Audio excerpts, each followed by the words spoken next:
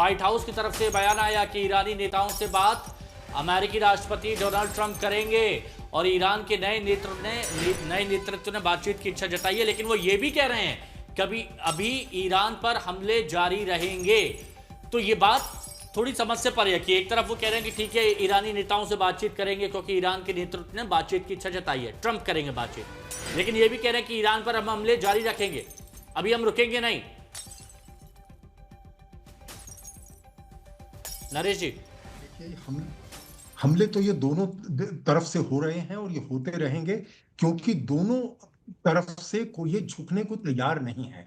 अगर आप इजाजत दें तो मैं प्रधानमंत्री मोदी की जो नेतन्याहू से जो बातचीत हुई है उस पर मैं कमेंट करना चाहूंगा।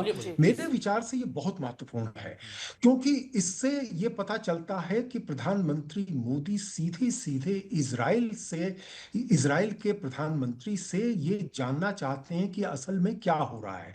और दो आपने देखा होगा कि दोनों देशों के ही नहीं, दोनों नेताओं के बहुत मधुर संबंध हैं।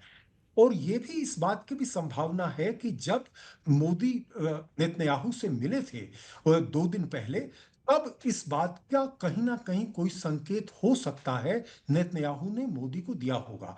मुझे ऐसा लगता है कि प्रधानमंत्री मोदी ने जो इजराइल में जो हताहत लोग हुए हैं, जो वहां जान माल का नुकसान हुआ है, उस पर चिंता जताई होगी, उनकी तरफ से, भारत की तरफ से संवेदना व्यक्त की होगी।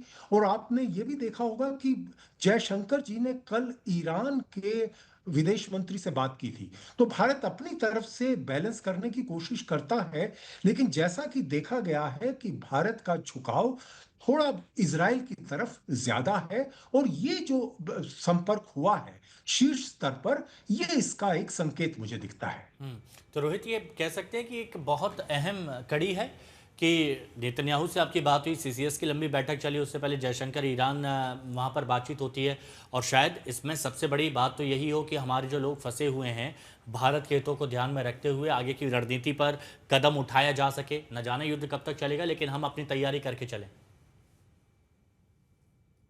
रिलेशनशिप है भारत की और इजराइल की, to have frank and honest conversation. मुझे लगता है वही जो कह रहे थे अभी हमारे पैनलिस्ट की वो हुआ होगा, वो डिस्कशन हुई होगी। और जैसा कि हम अगेन थोड़ी देर पहले भी बात कर रहे थे कि इस वॉर का जितना लंबा ये वॉर चलेगा उतना ज्यादा नुकसान ग्लोबली होगा, हर किसी को इसका खामियाजा उठाना पड़ेगा।